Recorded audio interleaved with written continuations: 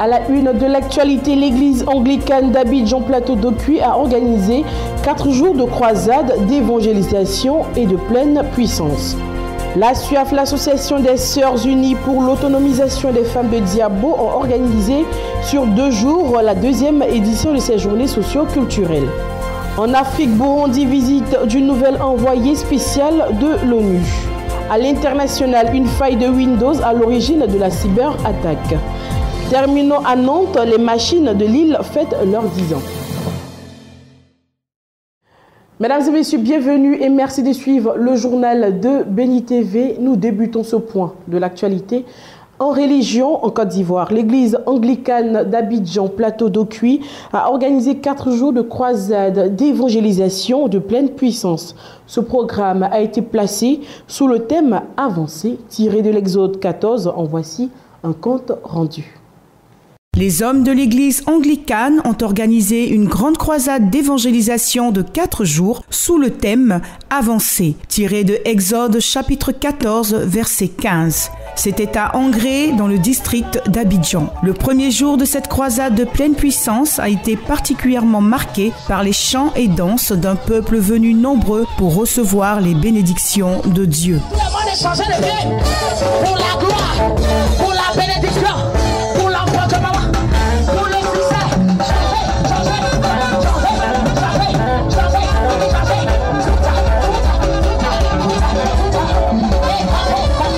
Cependant, le point saillant reste la prière d'ouverture du révérend canon Ogochukwu Okpala.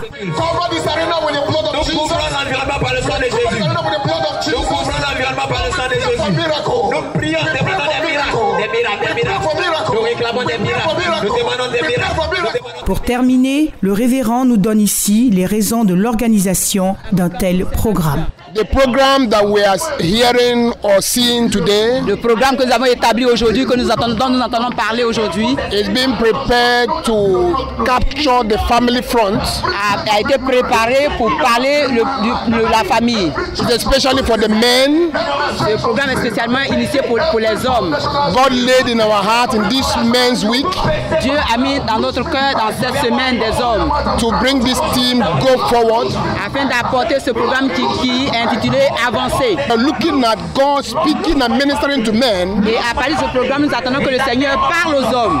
That men will take their responsibility in their Christian homes. Afin que les hommes prennent leur responsabilité dans le milieu chrétien, dans leur maison, dans le foyer chrétien. And live up to expectation. Afin de marcher selon ce que le Seigneur attend d'eux. Where the men are doing what they're supposed to do in their families. Les hommes doivent faire ce qu'ils sont supposés faire au sein de leur famille. The families will be heaven on earth. Alors les familles, il y aura la paix dans les familles, c'est comme si nous étions au ciel. Nous vous proposons de revenir sur l'entretien de Christian Brio avec la bishop Kouman Odette qui était sur ce plateau pour nous parler de la grande croisade au Gabon. Je voulais vraiment vous encourager à ne pas manquer à ce programme. Ce programme, la servante de Dieu qui va venir déjà de Congo-Kinshasa, c'est une servante de Dieu que Dieu utilise puissamment dans les miracles et les prodiges.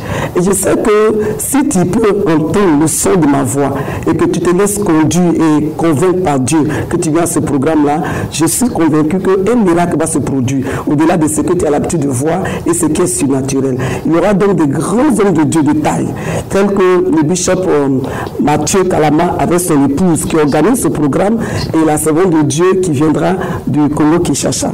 Bien entendu plutôt la servante de Dieu, bishop Kouman, je suis convaincu que Dieu fera de grandes choses là-bas. Donc ne reste pas à la maison, c'est un temps pour toi, c'est un moment pour toi, c'est un choix de l'Éternel. Dieu a entendu le son de ta voix, Dieu a vu et Dieu a compris tes problèmes et il veut te donner la solution. C'est pour ça que le Seigneur a voulu que je sois là pour pouvoir intervenir. Je n'ai pas l'habitude de passer à la télé, mais c'est pour t'encourager, te dire ne reste pas dans ta maison, te dire Dieu est en train de t'appeler, te dire Dieu te tend la main, viens seulement et tu verras sa gloire. C'est lors du dernier culte spécial que les pères ont été célébrés à l'église anglicane du Plateau d'Okuy. Le révérend Ikochukwu Ibona était l'orateur principal.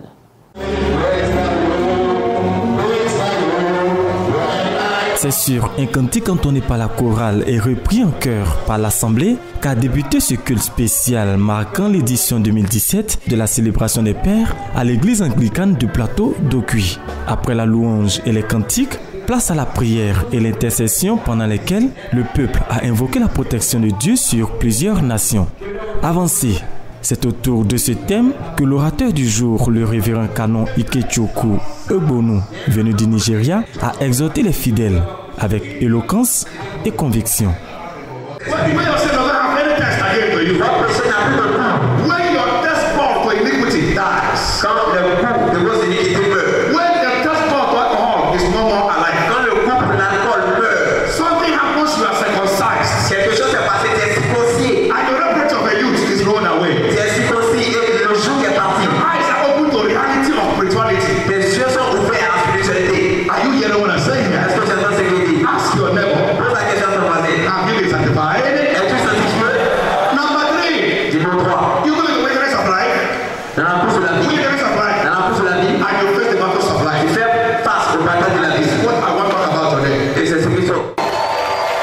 Dans ce culte spécial de célébration des Pères, le pasteur hôte Ikechukwu Okpala a exprimé sa reconnaissance au Seigneur pour ce moment. I really thank God for what God did during these 4 days of crusade. Alors je remercie le Seigneur pour ce qu'il a fait pendant ces 4 jours de croisade. On this topic, go forward. Sur ce thème, avancé. Truly, it was an awesome and a powerful package. Vraiment, c'était bien arrangé, c'était puissant. On the first day, second day, third day, it was wonderful. Le premier, deuxième, troisième jour, tout était merveilleux. And we can see what God did this morning in the service. Et nous avons vu ce que Dieu a fait encore dans ce culte ce dimanche. It was the time of dishing out God's word. C'était un moment où on a vraiment pris la parole de Dieu. We want to invite everyone. Alors nous voulons inviter tout le monde. In this country, Anglican Church is not well known. L'église anglicane n'est pas bien connue dans ce pays. Anglican Church is a church that believes in the word of God. L'église anglicane croit à la parole de Dieu. We invite all that is hearing and seeing us. Nous invitons tous ceux qui nous to identify with us in this land. We're here for your soul. Nous sommes là pour votre âme. We're here to minister life to you. Nous sommes là pour vous We're here to bring Jesus to your life. And when you know Jesus, things will change for you. La famille est un maillon essentiel de la réalisation du plan de Dieu dans l'humanité. L'apôtre gabonais Ulrich Nzemba en a fait le sujet premier de son engagement sacerdotal. À travers ses œuvres littéraires, l'homme de Dieu veut conduire l'individu et la famille à la réalisation du plan de Dieu. Portrait. La famille est une institution importante dont la destruction ou le déséquilibre peut être une entrave à l'accomplissement du plan de Dieu dans la vie de l'humanité. Raison pour laquelle l'apôtre Jean-Ulrich Nzemba lui accorde beaucoup d'importance dans l'exercice de son ministère sacerdotal. Ce serviteur de Dieu d'origine gabonaise, fidèle et dévoué, est le fondateur du ministère apostolique et missionnaire Amour du Prochain, basé à Port-Gentil, au Gabon. Il est aussi un écrivain et un conférencier de renom qui parcourt le monde pour révéler les mystères de la famille par l'Esprit de Dieu. Il évoque le potentiel spirituel que Dieu a donné aux familles et comment ce potentiel est aussi ravi par les agents du diable à travers ces 3 ouvrages intitulés « Du désespoir à la solution, le mystère de l'étoile », « Récupérer ce que vous a été ravi » et enfin « Le mystère du pouvoir familial ». Le pouvoir familial, pouvoir, parce que le pouvoir est une onction, c'est une énergie, c'est une capacité que Dieu nous accorde afin de réaliser beaucoup de choses dans l'humanité et au sein de nos familles. La famille, effectivement, le pouvoir familial, c'est connaître ses avantages, cette onction qui est au sein de nos familles que nous ignorons et que certains, par les yeux, par les clubs, par le monde auquel nous sommes, détiennent et gèrent une famille au point où on peut amener une famille dans la captivité. Donc l'heure est arrivée où nous devons revenir au sein de nos familles et savoir qu'il y a un pouvoir au sein de nos familles. Selon l'apôtre Jean-Ulrich Nzemba, l'humanité peut se repositionner par la connaissance et la bonne pratique des principes bibliques. Et quand Jésus est venu, la lumière est venue parce qu'il est l'étoile des étoiles. Il est venu éclairer la vie de cet homme. Cet homme est né de naissance l'aveugle. Il était privé de son étoile. Quand Jésus est venu, il a éclairé. Alors il est important de comprendre les actions prophétiques pour résoudre notre destinée parce que quoi, nous n'arrivons plus à réaliser ces choses. Alors nous avons ce qu'on appelle les actions prophétiques. Mais la prophétique, comme je disais, ce sont les actes qui nous permettent d'avoir des réactions. Mais il faut connaître la symbolique. En Côte d'Ivoire, pour la sortie officielle de son dernier ouvrage, Le mystère du pouvoir familial, l'apôtre Nzemba compte également étendre son ministère sur Abidjan, toujours dans la perspective du salut des familles et de l'humanité. Terminons l'actualité locale en société. L'ASUAF, l'Association des Sœurs Unies pour l'autonomisation des femmes de Diabo, dans le centre de la Côte d'Ivoire, a organisé du 9 au 10 juin dernier la 2e édition de ces journées socio-culturelles. Diverses activités ont marqué ces journées. Reportage, un correspondant, Simon Yéman. Le village de Kondoubo, commune de Diabo, dans la région du Gbeke, a connu une animation particulière à l'occasion de la 2e édition des journées socio-culturelles de l'Association des Sœurs Unies pour l'autonomisation de la femme ASUAF dénommée MAMO 2017. C'était du vendredi 9 au samedi 10 juin 2017 en présence des autorités administratives traditionnelles dont monsieur le sous-préfet de Diabo, monsieur le maire de la commune de Diabo, monsieur Yoboué Lazare, cadre de la région, Nanambaté Thomas, chef de canton de Diabo et un nombreux public. Madame Eoulé-Miezan Yvonne, secrétaire générale de l'ASUAF, a égrené le chapelet de l'historique de l'Association des Sœurs Unies pour l'autonomisation de la femme, ASUAF. Nous venons de faire Fête des Mères 2017, dénommée MAMO. Vraiment, je suis vraiment contente de mes sœurs du village, de mes mamans du village, des autorités même de notre région. Parce que tout le monde est sorti, mobilisé autour de moi. Je suis vraiment contente. J'ai mobilisé les femmes d'ici. On a des champs, on n'a personne autour de nous, on n'a personne, on n'a même pas de soutien. Donc moi je leur demande de ne pas nous aider. À sa suite, M. Swanga Maturin, le parrain de la dite cérémonie, a remercié pour sa part ses filleuls pour avoir porté leur choix sur sa modeste personne, puis de lancer un vibrant appel à la population à aider l'ASUAF. Dons de pagnes, de cuvettes, de chaises, etc. aux mamans et des prestations d'artistes ont constitué le point focal de cette sympathique cérémonie.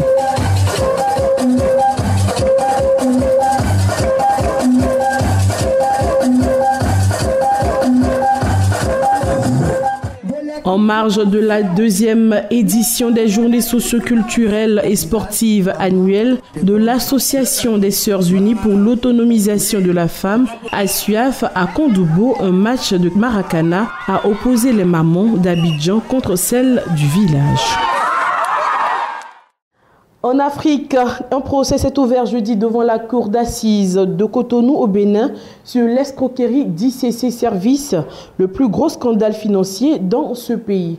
Un programme de dédommagement des victimes a été lancé en 2010. Le procès concernant l'escroquerie d'ICC Services, Investment Consultancy and Computing Services, est décrit comme le plus gros scandale financier du Bénin, s'est ouvert jeudi devant la cour d'assises de Cotonou. Un procès très attendu qui verra au total la comparution devant les juges de 20 personnes, notamment pour association de malfaiteurs, escroquerie avec appel au public et exercice illégal d'activités bancaires et de microfinance.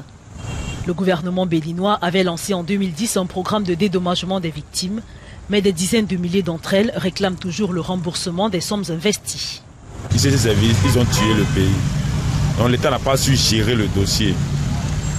Et moi, je veux que la justice libère les gens seulement. Parce qu'ils seront en prison pour rien. Qu'est-ce que ça va donner après? Rien. Parce que je suis sûr, aucun des spoliés ne sera payé. Aucun. Selon un rapport du FMI, près de 150 000 personnes, peut-être davantage, auraient été spoliées entre 2006 et 2010 par des sociétés de placement pour un montant total estimé à plus de 150 milliards de francs CFA, soit près de 230 millions d'euros.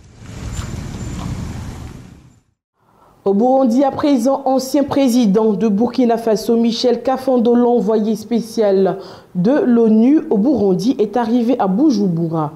Il entame ainsi sa mission pour rapprocher les différents camps protagonistes de la crise.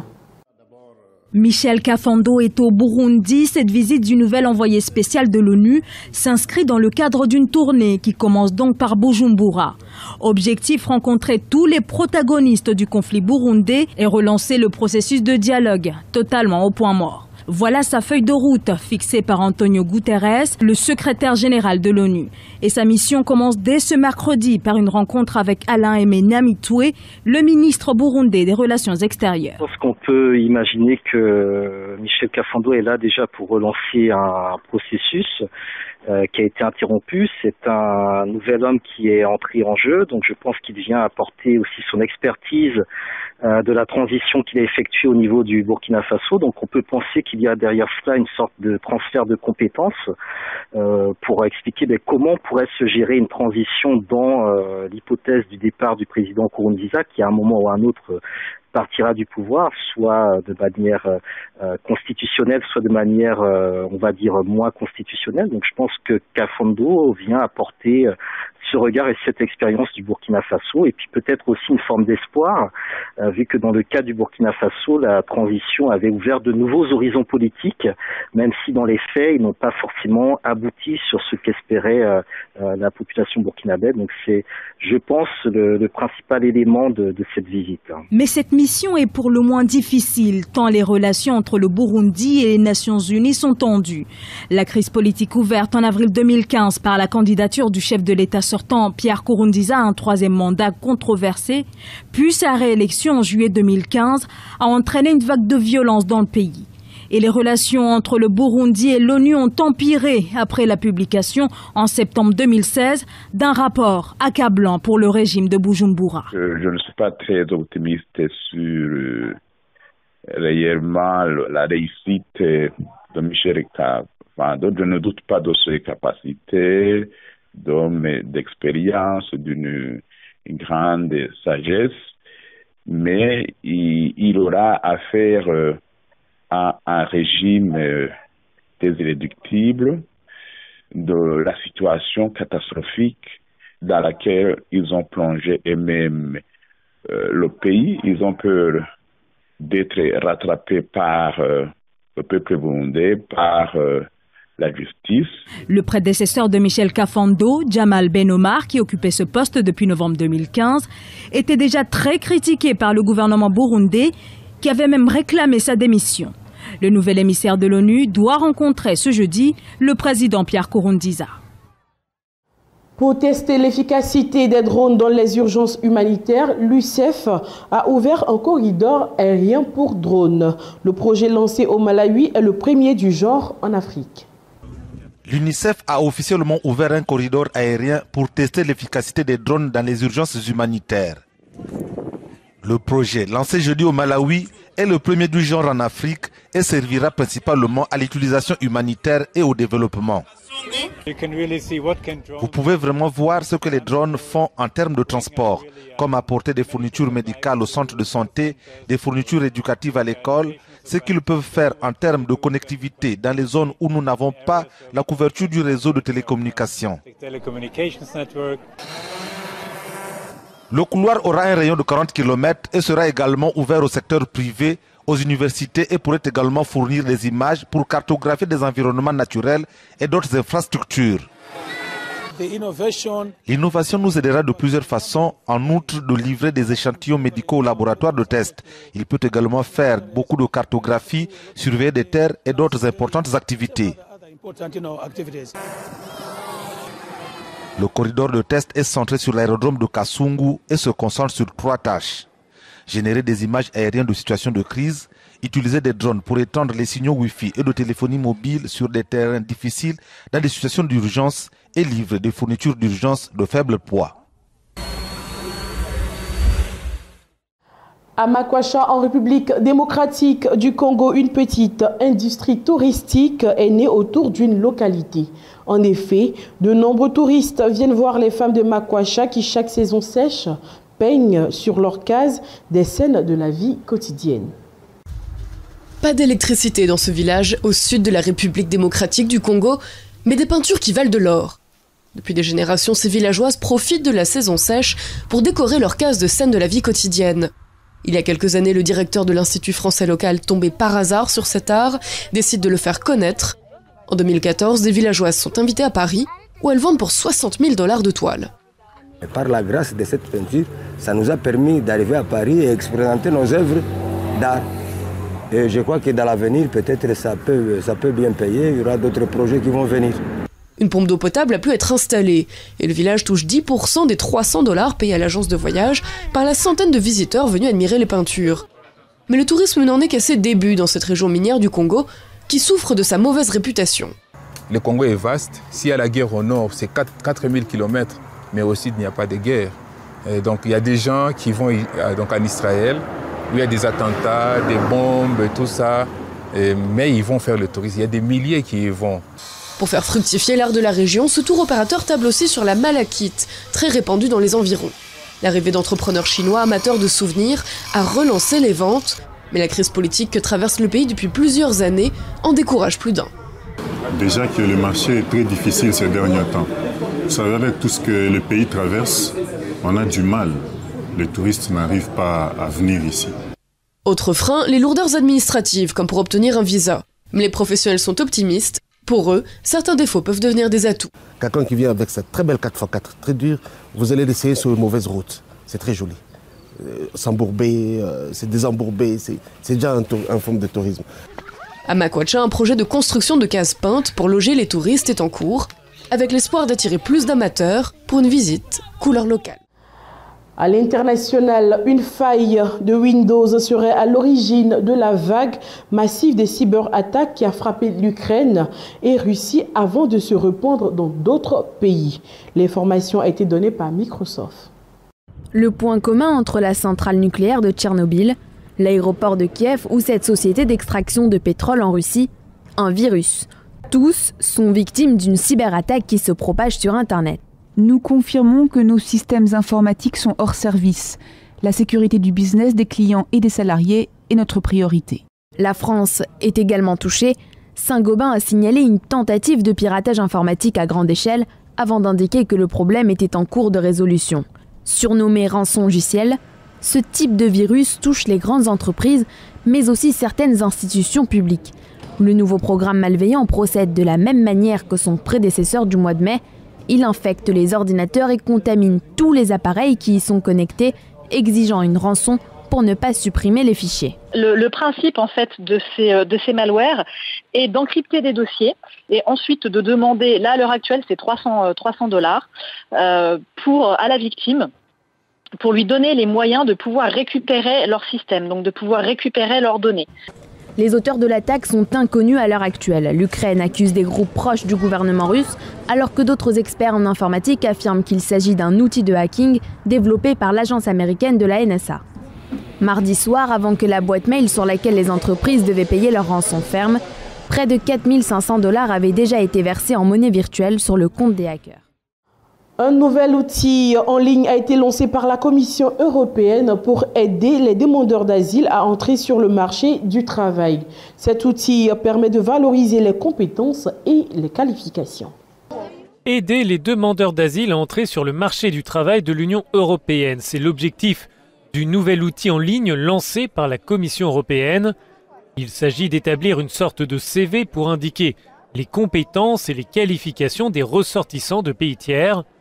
Mohamed est palestinien et il souhaite trouver un emploi en Europe. Je veux avoir une nouvelle vie ici, parce que je suis venu ici pour être en sécurité, pour commencer une nouvelle vie avec une nouvelle culture dans une autre communauté. Cet outil est disponible en 30 langues. Les profils donnent des informations personnelles sur les candidats et sur leurs attentes.